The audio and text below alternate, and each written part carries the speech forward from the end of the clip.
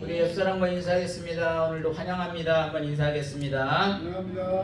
안녕합니다. 하시던 분만 하지 마시고 안 하시던 분도 같이 해주셨으면 좋겠고요. 다시 한번 또 인사하겠습니다. 우리의 삶 속에 하나님의 계획이 있습니다. 우리의 삶 속에 하나님의 계획이 있습니다. 할렐루야. 오늘도 우리의 늘 삶 속에서 또 하나님의 계획이 있음을 또 인정하고 고백하고 또 하나님의 뜻에 따라 순종하며 또 믿음에서 승리할 수 있는 또 저와 여러분이 되기를 언제나 주님의 이름으로 간절히 축원합니다. 오늘 여호수아 15장입니다. 15장은 어떤 내용인가요? 우리가 계속해서 이제 땅을 분배를 하는데 지금 제사장 엘르아살과 그 다음에 여호수아와 12지파의 족장들이 모여서 함께 모여서 하나님의 명령대로 지금 땅을 분배를 하고 있습니다. 근데 사실 이 땅을 분배하는 것은 어떤 기업을 정복해서 전쟁하는 것보다 더 중요하다고 그랬죠. 왜냐하면 우리의 모든 삶 속은 전쟁은 외부에 있는 것이 아니라 진짜 내부에 있다고 그랬어요. 왜냐하면 그 내부로부터 시기, 질투 그런 것이 더 무섭다고 했습니다. 그래서 우리는 지난주에 늘 하나님이 주시는 가운데 우리는 늘 어떤 마음을 잘 다스려야 한다고 말을 했죠. 근데 그 모든 것들이 이제 잘 다스리고 또 나아가는 데 있어서 이것을 그냥 했던 것이 아니라 그 분배를 할 때 어떻게 했어요? 하나님의 말씀대로. 누구의 말씀대로? 하나님께서 모세에게 명령하신 대로 말을 했어요.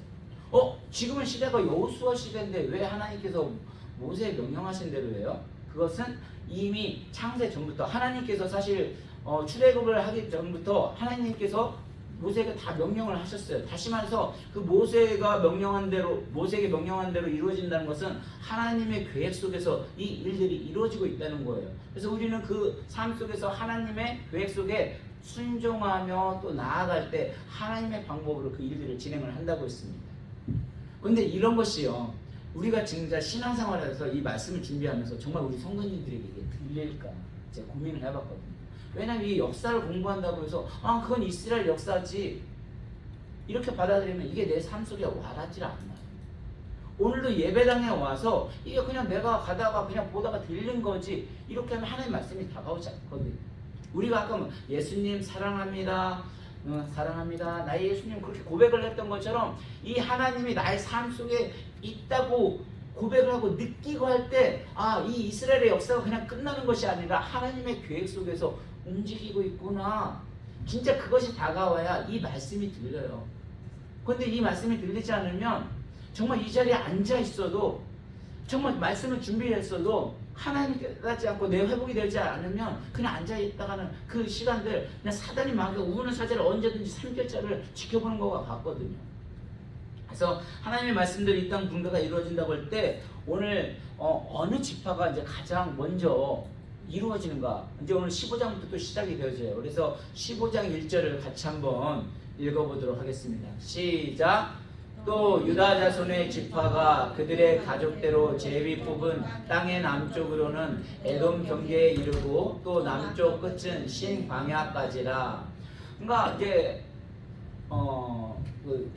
야곱의 12아들 지파 가운데 지금 가장 먼저 나온 게 누구였어요? 오늘 나오는 게 유다 자손의 지파가 나왔고, 두 번째 나온 게 뭐냐면 그들의 가족대로 뭘 뽑았다고요? 제비를 뽑았다고 말하고 있습니다.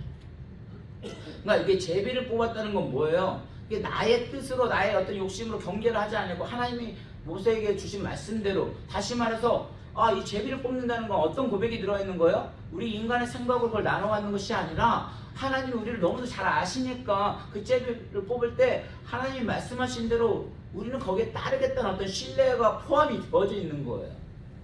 그래서 지금 가장 이제 정복이 끝나고 이제 가나안 땅을 분배를 하는데 하나님의 말씀대로 그 제비를 뽑는다고 하는 이 두 가지 핵심이 있어요. 그런데 처음에 뭐라고 했냐면 유다 지파가 하는데 뭐라냐면 그들의 가족대로라는 것은 뭐예요? 그들의 가족이 많다는 거예요. 그러니까 사실 가족이 많다는 건 뭐예요? 가족이 많다는 건 수가 많다는 거. 그 유다 지파 수가 많다는 거. 유다 지파의 수가 많았다는 건 뭐냐면 가나안 땅을 점령을 하기 위해서 그 많은 수많은 군사들이 그 앞에 섰다는 소리예요. 더 많이 싸웠다는 거예요. 그래서 이런 일들이 하나님의 계획대로 말씀대로 그냥 이루어지는 것이 아니라 사실은 언제부터 이미 광야 때부터 하나님 말씀하시고 있다는 사실이 그대로 이루어지고 있는 사실을 보여주고 있는 겁니다. 그래서 우리 먼저 민수기 26장을 한번 볼게요. 이걸 한번 기억을 하시면서 민수기 26장 51절을 한번 같이 읽겠습니다. 51절부터 55절까지 같이 읽습니다. 시작. 이스라엘 자손의 계수된 자가 60만 1730명이었더라. 여호와께서 모세에게 말씀하여 이르시되 이 명수대로 땅을 나눠주어 기업을 삼게 하라. 수가 많은 자에게는 기업을 많이 줄 것이요 수가 적은 자에게는 기업을 적게 줄 것이니 그들이 계수된 수대로 각기 기업을 주되 오직 그 땅을 제비 뽑아 나누어 그들의 조상 지파의 이름을 따라 얻게 할지니라. 아멘. 이 민수기 말씀이 언제 말씀이에요? 광야에 있을 때 하나님께서 이미 말씀하셨어요. 지금은 여호수아가 그 가나안 땅을 모든 것을 점령을 해서 지금 나눠지고 있는 시점에서 그때 말을 했던 것이 아니라 이미 광야 생활을 할 때부터 가나안 땅에 들어가기 전에 이스라엘 자손의 계수대가 60만 1730명이었더라. 계수를 했어요. 근데 그 계수를 왜 했는가 보았더니 여호와께서 모세에게 말씀하시되 이 명수대로 땅을 나눠주고 기업을 삼게 하라. 그러니까 수가 많은 자에게 기업을 많이 줄 것이고 수가 적은 자에게 기업을 적게 줄 것이니 그들이 계수된 대로 각기 기업을 주대. 언제라고요? 사실 이미 이때는 아무것도 없었어요. 왜냐면 지금 광야 생활하고 있는데 아직 가나안 땅 가지도 않았는데 모세가 말을 하는 거예요. 너희들이 가나안 땅에 가면 내가 그럼 이 말처럼 지금 수가 많은 자라면 기업을 많이 주고 수가 적은 자에 기업을 적게 주어라. 그러면서 뭐라냐면 55절에 오직 그 땅을 제비 뽑아 나누어 그들의 조상 지파의 이름을 따라 얻게 할지라. 그래서 12지파가 나오는 거죠. 그 야곱의 아들들 이름을 따라서 그 지파 이름도 너희들이 그냥 하는 게 아니라 하나님 말씀해 주신 거거든요. 그대로 지금 따라가고 있는 거예요. 그러니까 56절에도 뭐라고 말하고 있어요? 같이 한 절 봅니다. 시작. 네, 바로 다음. 시작. 그 다소를 막론하고 그들의 기업을 제비꼬와 나눌지니라. 그 이게 언제라고요? 지금 아직 가나안 땅은 차적이잖아요. 이미 광야 생활할 때 하나님께서 모세를 통해서 이렇게 말을 했어요. 근데 여호수아가 지금 전쟁을 다 해서 이기고 지금 분배를 하는 시점에서 다시 본문으로 돌아오고 있습니다. 본문 이제 15장 2절입니다. 여호수아 15장 2절.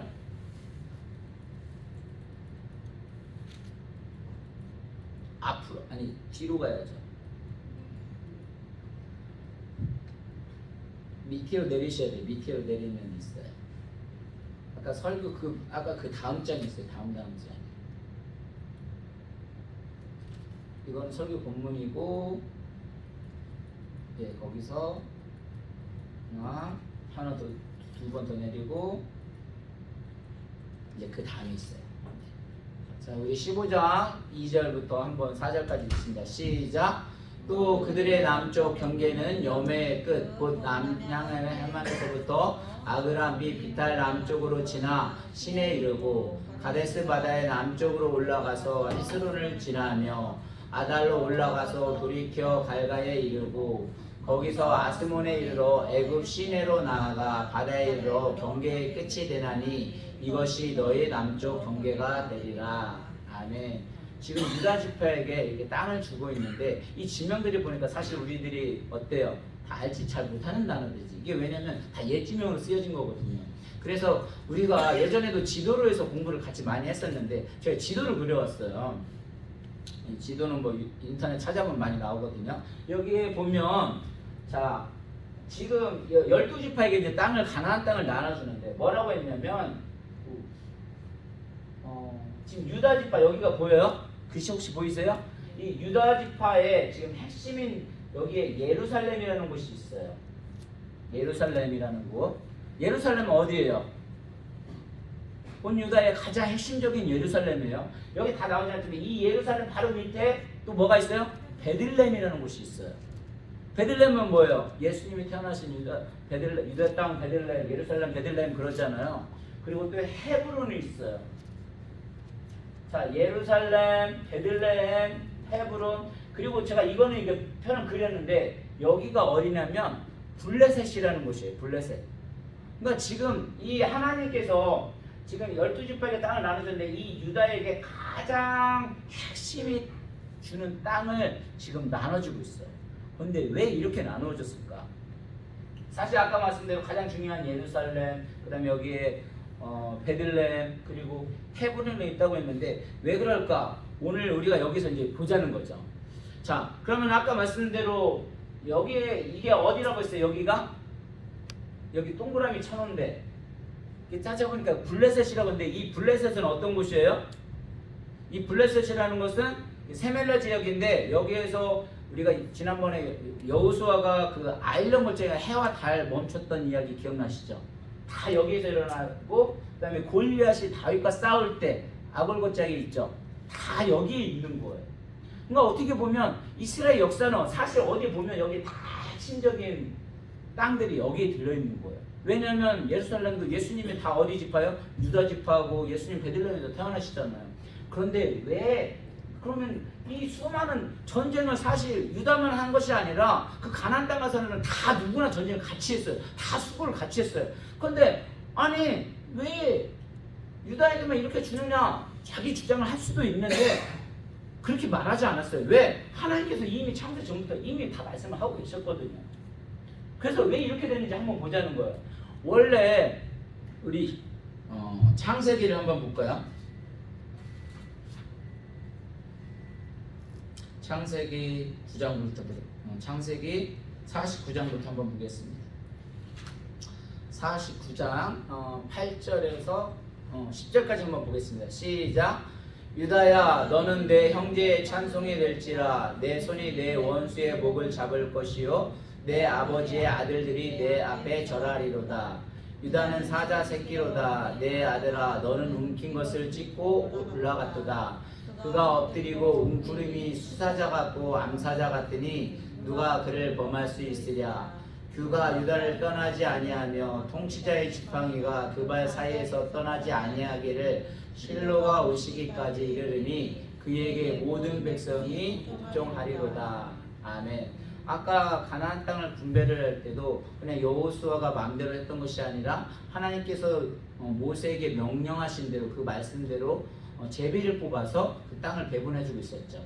근데 이것도 배분을 할 때 아까 말씀드린 그 수가 많은 대로 유다 지파가 가장 많이 있었고 그들의 입서 전쟁을 많이 했기 때문에 그들 수를 통해서 먼저 땅을 집한 것도 있었지만 이건 뭐냐면 창세기예요.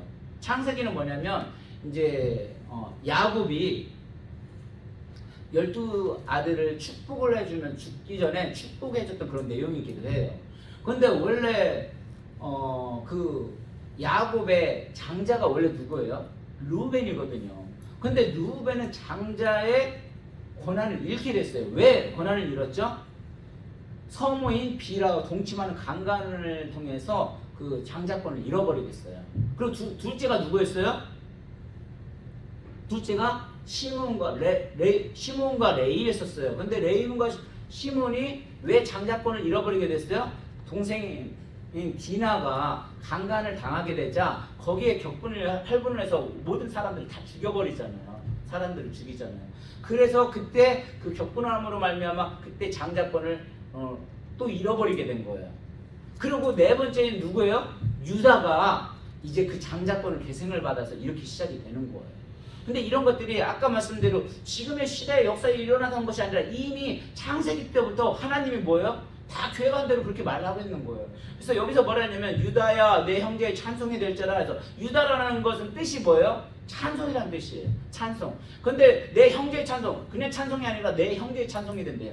내 손이 내 원수의 목을 잡을 것이라. 내 손이 내 원수의 목을 잡는 건 뭐예요? 유다 지파가 내 원수의 목을 잡을 거라. 여기서 말하는 원수는 누구를 말하는 거예요? 사단 마귀를 말하는 거예요. 넓게 말하면. 그리고 좁게 말하면 누구를 말하는 거예요? 블레셋을 말하는 거예요. 그러니까 제가 지금 말씀을 드리는 건 뭐냐면 지금 이스라엘 역사만 배워서는 되는 게 아니라 우리가 사실 어떤 사람이 있어요? 영적인 레이지파라고 했잖아요. 영적인 제사장 지팡이라고 했잖아요. 이 자리에 온 건 예배자로서 서 있다고 했어요. 내가 지금 하나님과의 관계가 없으면 이 자리에 나올 수가 없는 거죠.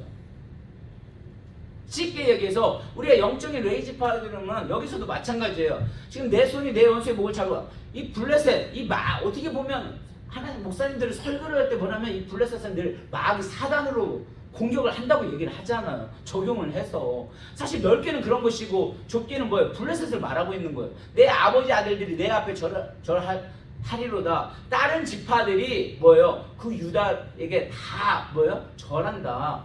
그 유다 속에서 다스림 속에서 나간다고 말을 하고 있었던 거예요. 언제? 지금 여호수아 시대대로 말했던 것이 아니라 언제부터? 이미 창세할 때부터 그 요셉을 통해서 야곱을 통해서 이미 말을 해주고 있었던 거예요. 그러면서 유다는 사자 새끼로다. 유다가 누구라고요? 사자는 유다였던 거예요. 내 아들아 너는 옮긴 것을 찍고 올라갔다가 그가 엎드리고 웅크림이 수사자 같고 암사가자 같으니 누가 그를 범할 수 있으랴. 그래서 유다는 누가 너를 건들 수 있겠느냐. 야곱의 아들의 축복을 통해서 이미 이 축복을 받고 있는 거예요. 지금 시간이 지나서 여호시대 전 몇백 년이 지나서 이 일들이 그대로 이루어지고 있는 거예요. 그래서 규라는 건 뭐냐면 임금님의 지팡이를 말하는 거예요. 규. 그래서 규가 유다를 떠나지 아니하며 통치자의 지팡이가 그 발사에 떠나지 아니하기를 실로가 오시기까지. 이 실로라는 단어가 뭐예요? 찾아보면 평강이라는 거예요. 그러니까 이 평강이 오시기까지가 뭐예요? 예수님이 오시기까지 뭐예요? 그 유다를 떠나지 않는다는 거예요. 누가? 예수님이. 그래서 예수님이 어디 지파야? 유다 지파라는 거죠. 그 다윗의 자손에서 예수님이 나오는 거예요. 근데 이런 것들이 그냥 나와졌던 것이 아니라 이미 뭐예요? 야곱의 축복을 통해서 이미 말씀을 하셨고 이 말씀이 지금의 시대에 와서 그대로 이루어지고 있다는 사실이죠. 그러니까 오늘날도 이 말씀을 그대로 적용을 해보면 사실 우리가 영적인 레이집하고 또 제사장들이고 근데 이것이 아까 말한 이 하나님 말씀이 내가 다가오지 않으면 이 자리에 참석을 해도 이 말씀이 들리지 않으면 이게 나하고 아무 상관이 없는 거예요. 정말 이 말씀하면서 이 성도님들이 이걸 다 알아들을 수 있을까? 근데 이게 들리지 않으면 정말 이 자리에 앉아도 그 하나님 감격이 없거든요. 근데 이 하나님이 나에게 다가오면 그 찬송이 그냥 찬송으로 들리지 않나요? 그냥 찬송가 하나 자체가 다 나의 이야기 같고 하나님의 계획 속에 이렇게 있었고 그래서 우리들이 삶이 때로는 힘들고 어렵더라도 이 하나님의 뜻을 알게 되면 우리 시간을 봐서 내가 지금 너무 힘들어. 하나님 날 버린 게 아니라 넓은 계획 속에서 이 하나님이 나를 이렇게 이끌어 가시는구나. 그걸 느끼게 되면 우리는 견딜 수 있는 거예요. 그러니까 주님 다시 오실 때까지 뭐예요? 우리는 이 사명을 감당할 수 있는 거예요. 환경을 보면 넘어질 수밖에 없고 연약해서 그냥 쓰러질 수밖에 없는데 이 모든 사실들이 사실 뭐예요? 하나님의 계획 속에서 있었다는 거죠. 태초부터 시작된 하나님의 사랑은 지금의 그 사랑이 우리가 고백을 했지만 그 고백조차도 뭐예요? 하나님이 우리를 붙들어 주셨고 이 자리에 불러주셨기 때문에 그 하나님의 계획 속에 우리가 이렇게 되어지고 있다는 것을 깨닫고 알게 될 때 이게 신앙이 다가오는 거예요. 그렇지 않으면 항상 그냥 내가 살아가는 것 같고요. 그냥 하나님 저 멀리 있는 것 같아요. 이게 하나님이 다가오지 않아요. 모든 건 그냥 내가 일하는 거고 내가 이루는 것 같아요. 그런데요, 이걸 알게 되고 하나님이 이것을 깨닫게 되면 이 모든 것이 하나님의 계획 속에 있는 거구나. 그걸 알게 되면 그게 사실 우리의 신앙 고백이고 예수님이 그래서 나무가지에 붙기만 하면 우리를 통해서 뭐예요? 열매를 맺는다는 거예요. 그러니까 설교를 통해서도 30배, 60배, 100배 맺는 건 나의 열매가 아니라 하나님 우리 계획 속에서 그 하나하나 이루어가는 과정이기 때문에 우리는 뭐예요? 이걸 감당할 수 있는 거예요. 그러니까 11절 12절 뭐라고 합니까? 같이 있습니다. 계속해서 시작. 그의 나귀를 포도나무에 매어 그의 암나귀 새끼를 아름다운 포도나무에 맬 것이며 또 그곳을 포도주에 빨며 그의 포장을 포도즙에 빨리로다. 그의 눈은 포도주로 인하여 불구했고 그의 이는 이유로 말미암아 희리이다. 자, 그러니까 반복되는 말이 뭐예요? 여기서도 포도라는 거예요. 사실 포도는 어디서 가장 많이 나올까요? 헤브론 그 아골고짝에서 가장 크고 좋은 것이 나와요. 그러니까 사실 그 아까 우리가 뭐 지도에서도 보면 그 헤브론을 볼 때 에스겔 포로로 나왔는데 그 가나안 땅을 정탐할 때도요 12명의 정탐꾼을 보냈잖아요. 기억나시죠? 그래서 10명의 정탐꾼들은 그 포도성을 딱 따가지고 왔는데 뭐예요? 우리 거기 보니까 진짜 맥주 그 거의 안악자손이 있고 거기에 이 포도 너무 좋고 훌륭한데 거기에 비하니까 우리는 안악자손을 보니까 거인이고 우리는 거기에 뭐예요? 메추라기 같다고 말을 한 거예요. 근데 누구만이? 여호수아와 갈렙만이 우리 이 말씀을 붙들었던 거예요. 우리는 하나님이 주신 것이다. 이 땅을 분명히 차지하게 될 것이다 라고 말씀하셨던 것처럼 우리에게는 뭐예요? 하나님 말씀을 하셨다. 그러니까 우리는 하나님 함께 하시니까 그 말씀을 읽고 나아가면 가나안 땅을 주리라 확신을 갖고 나왔던 거예요. 그런데 그 갈렙이 누구예요? 유다 지파에 속한 사람이거든요. 유다의 대표였거든요. 그래서 여기 아까 말대로 여기서 그 아데스 가데스 바데아 된가요? 거기서 가데스 바데아 맞죠? 정탐꾼을 그 가나안을 정탐할 때 어디를 정탐하고 온 거예요? 헤브론을 정탐을 하고 왔던 거예요. 이쪽 가데스 바데가 이쪽에 있었나요? 그 헤브론을 할 때 갔다 왔더니 호수가 너무 좋은 거예요. 그리고 이 하나님 말씀을 붙들고 나간 거예요. 뿐만이 아니라 그 베들레헴 약속의 땅은 사실 누구예요? 아브라함, 이삭, 야곱이 다 고향이었었고요. 그곳은 아주 중요한 성지로서 쓰여질 곳으로 돌아가야 하는, 가장 어떻게 보면 나의 고향으로 돌아가고 싶어하는 그런 곳이었어요. 그런 곳을 누구에게 맡긴 거예요? 유다 지파에게 준 거예요. 그래서 하나님은 오래전부터 이미 모든 것이 시작되기 전부터 하나님의 계획을 가지고 뭐예요? 하나하나의 일들을 가지고 이루어왔던 거예요. 근데 이걸 모르면, 이 말씀을 모르게 되면 그냥 이게 내가 나오는 거 하는 게 아니거든요. 이 두 분 저는 어떻게 나온지 몰라요. 근데 항상 그렇지만 하나님은 우리가 맨날 제가 힘들어하니까 지금 사람들 한국에 가 있고 뭐 아는 데 없으니까 힘들어하니까 하나님께 보내주시는 거예요. 또 위로를 주시는 거예요. 저는 그게 느껴지는 거예요. 근데 우리가 말씀을 안 보고 이 하나님 말씀을 알지 못하게 되면 그냥 우연히 왔다고 생각을 하는 거예요. 그러니까 이게 내 감동이 안 오는 거죠. 저는 이 두 분만 보면 그냥 눈물이 나는데 내가 너무 힘들어하니까 하나님 힘들어하지 말라고 이 두 분을 통해서 응원을 주시는구나 이렇게 보내주는 게 막 느껴지는데, 그래서 우리가 왜 태초가 중요하냐, 그 태초가 요한복음 1장 1절을 가장 많이 하잖아요. 찾아볼까요? 그 밑에 같이 있습니다. 시작. 태초에 말씀이 계시니라. 이 말씀이 하나님과 함께 계셨으니 이 말씀은 곧 하나님이시니라. 그가 태초에 하나님과 함께 계셨고 만물이 그로 말미암아 지은 바 되었으니 지은 것이 하나도 그가 없이 된 것이 없느니라. 이 태초의 말씀이다. 1장에서 3절까지입니다. 네. 여기서 말씀이 뭐예요? 로고스라는 거죠. 이 로고스라는 건 뭐냐? 그 로고스는 하나님이에요. 이 하나님이 누구예요? 예수님을 말하는 거예요. 그러니까 이 예수님은 이미 뭐예요? 창세 전부터 사실 계셨던 거예요. 사실 우리 그 예정론이라는 것이 모든 것이 이렇게 되어진다가 아니라 사실 이 예정론을 이해를 하게 되면 그 하나님의 주권을 인정하기 때문에 그것이 예정론을 오해되면 이렇게 된 거니까 내가 막 살아도 그렇게 되는 것이 아니라 막 살아도 하나님 알아서 할 거니까 그게 아니라 뭐예요? 이 예정론을 정말 이해를 하게 되면 내가 석사 이 예정 가운데 갔더라도 뭐예요? 이 가운데 하나님이 뭐예요? 나를 크리시기 위한 과정 속에 있는 것으로 인정을 하고 고백을 하는 거예요. 그게 진짜 예정론이거든요. 그래서 그가 태초에 하나님과 계셨고 예수님은 제일 처음부터 같이 계셨던 거예요. 만물이 그로 말미암아 지은 바 되었으니 지은 것이 하나도 그가 없이 된 것이 없느니라. 이 자리에 온 것도요, 하나님이 뭐예요? 태초부터 우리의 계획 속에서 우리는 그걸 움직이는 거예요. 그 자리의 움직임을 받고 불러주심을 고백을 하는 거예요. 그게 진짜 칼빈이 말하는 예정론이거든요. 그러면서 아까 뭐라고 말합니까? 4절 5절도 같이 봅니다. 시작. 그 안에 생명이 있었으니 이 생명은 사람들의 빛이라. 빛이 빛이래 어둠이 깨닫지 못하더라. 예수님의 안에 생명이 있는데 그 생명이 우리에게 비추어서 빛이 되었다. 즉 우리는 죄로 인해서 어두움에 빠질 수밖에 없는 존재인데 이런 우리를 예비된 빛이 예수님이셨는데 그 예수님이 언제부터 있었다고요? 태초부터. 우리는 그래서 구원의 역사에 그 하나님의 계획 속에 있다고 고백을 하는 거예요. 태초부터 하나님이 사랑이 있었다고 고백을 하는 거예요. 태초부터 하나님이 우리를 불러줬다고 찬양을 하는 거예요.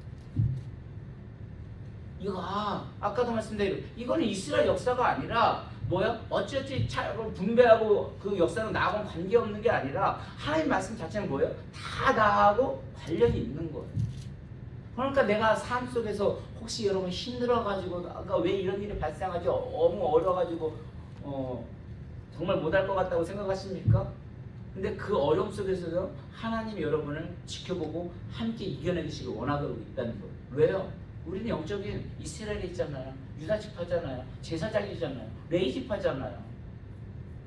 하나님은 여러분이 그것을 이겨내시길 원해요. 그런데 아까 우는 사자, 아까 블레셋은 늘 공격을 해와요. 우리들이 늘 공격을 해요. 그래서 어떻게 되더라도 넘어뜨리려고 해요. 말씀을 못 듣게 자꾸 어둡게 만들어요. 그래서 그 빛 대신에 예수님을 못 보게 하려고 해요. 그 예수님 바라보지 않으면, 그 하나님 말씀 들리지 않으면 이 시기 하나 와도 이렇게 제가 설명을 해도 이게 들리지 않게 되면 이 자리에 앉아있는 자체가 예배가 아니라 너무 힘들어지는 거예요. 근데 이 말씀을 보니까 아, 내가 온 것이 아니라 하나님의 계획 속에서 이 자리에 불러주셨구나. 이게 얼마나 큰 사랑인지를 깨닫게 되는 거죠. 근데 그 사명을 누구에게 맡긴 거야? 유다에게 맡긴 거예요. 그러니까 골리앗이 그냥 다윗과 골리앗이 그냥 싸웠던 게 아니에요. 그 유다 지파 속에 속했던 사람이 예수님 나와 있는 그런 역사 속에서 하나님 계획 속에서 그 모든 것들이 있었다고 고백을 하는 거예요. 그러니까 우리는 이스라엘 역사를 배우는 게 아니라 뭐예요? 나의 역사 속에, 나의 삶 속에 뭐예요? 하나님의 계획이 하나하나 들어있는 거예요. 그래서 때로는 저희 와이프가 아프더라도 힘들더라도요, 우리는 하나님이 그 계획 속에 있다고 생각을 하는 거예요. 때로는 제가 인간적으로 그렇잖아요. 저도 큰 대형 교회만 있어가지고 이 작은 교회 한 번도 안 있어봤어요. 정말 이렇게 힘든지 몰랐어요. 때로는 아프고 힘들고 뭐하죠, 제 뜻대로 안 될 때가 너무 많아요. 때로는 하나님 분명히 부흥해 주신다면 저는 그 말씀을 붙들고 나가는데 환경적으로는 그렇지 못할 때가 있어요. 이 말씀을 모르게 되면 아, 하나님이 저주하시는가 보다, 힘든가 보다, 포기했는가 보다 그러는데 이 말씀을 알게 되면 그게 아니라는 거죠. 하나님은 그 가운데 우리를 성장시키기 위해서 부흥하게 오는 것은 숫자적인 어떤 양적인 부흥만이 아니라 내가 하나님과 가까워질 수 있는 계기를 더 만들어주시고 있구나, 더 훈련을 시키고 있구나, 그걸 깨닫게 되는 겁니다. 그래서 이 역사를 이루어갔을 때 내가 지금 실패하고 내가 시험에 떨어지고 내가 사업에 실패하는 거, 어떤 문제를 고민하는 거 사실 큰 문제가 아닙니다. 하나님이 보시면 그건 하나의 과정일 뿐이에요. 그래서 하나님의 때가 되었을 때 하나님을 통한 구원의 믿음을 다 이렇게 보면 역사를 통해서 이루어지시는 것을 보게 됩니다. 부흥이라는 것도 그렇더라고요. 부흥이라는 건 어느 순간 한 번에 딱 되는 것이 아니라 이런 차곡차곡의 과정들을 거치게 해서 내가 하나님에 대한 그 갈급함을 깨닫게 하고 그 말씀으로 바라볼 때 말씀이 들려오고 그리고 그 말씀이 다가올 때 정말 하나님이 역사하신다고 고백을 해요. 하나님은 그렇게 만들어서 부흥을 시키지 그냥 아까 말대로 어떤 사람 부자 돼가지고 몇 사람들만 보내가지고 부자고 그렇게 만들지 않아요. 그렇게 돼서는 그게 하나님의 나라가 될 수도 없고요. 그래서 그때 가서 급조되는 부흥이 아니라 우리 안에 이미 하나님의 역사는 시작되어지고 그것을 고백하고 나아갈 때 이 역사 속에서 하나님의 말씀이 들려오고 하나님이 우리를 섭리하고 있구나를 깨닫게 됩니다. 그래서 이렇게 될 때 그 야곱의 축복에서부터 예루살렘, 베들레헴, 또 헤브론을 배정받게 되고 이미 예했던 것들이 수백 년 전에 지난 다음에 어떻게 되는 거예요? 지금 그 일들이 이루어지고 있는 거예요. 그러니까 이게 이스라엘 역사만 끝난 것이 아니라 지금의 나를 적응을 해보면 우리는 그것을 알 수 있다는 겁니다. 그래서 이 귀한 믿음의 사람을 만나게 하셨고 우리에게 그래서 직분을 주셨고 그래서 주님 다시 오실 때까지 나는 이 길을 가는 거예요. 좁은 길 나의 십자가 지고 나의 가리기 길에서 나는 주님을 보리라. 주님을 바라보지 않으면요 우리 사명 다 놓을 수밖에 없어요. 어려울 수밖에 없어요. 그런데 이 주님의 십자가 그 길을 바라보면서 나가게 되면 영광의 내 주님 나를 봐주시리. 주님 다시 오실 때까지 뭐요? 나는 일어나 달려가리라. 지금 저는 지금 아내 올 때까지 버티고 있는 거예요. 그리고 또 아내가 오면 또 그 아내와 하나님의 역사 속에서 또 그 일들을 보는 거예요. 우리는 그런 눈을 갖는 거예요. 그래서 내 사모하는 주님 온 세상 구주시라. 온 세상 구주는 건 뭐? 온 세상 가운데 섭리하고 역사하신다는 그 주님을 발견할 때 이 말씀이 들릴 수 있는 거예요. 내 사랑하는 주님 영광의 왕이시라. 그래서 저와 여러분이 이 자리에 온 것이 정말 내가 아니라 하나님이 나를 불러주셨고 내가 그 삶 속에 하나님의 역사 속에서 이 부르심에 또 말씀에서 움직이신다를 고백하고 인정하고 나아가게 된다면 사실 역사적으로 봤을 때 되게 딱딱하고 재미없을 수도 있어요. 그런데 그것이 들려오게 되면 이게 마음이 달라지더라고요. 하나님의 음성이 들리는 것 같아요. 그래서 하나님께서 이 자리를 통해서 이분들을 통해서 우리를 더 강하게 하시고 기도하게 하시고 말씀을 사모하게 하셔서 하나님의 역사를 펼쳐가는구나 고백이 되어질 때 진짜 삶은 내가 살아가는 것이 아니라 하나님이 살게 하신다는 고백으로 여러분의 삶 속에서 늘 승리하게 될 줄로 믿습니다. 우리 이 시간 함께 기도하겠습니다. 기도할 때 하나님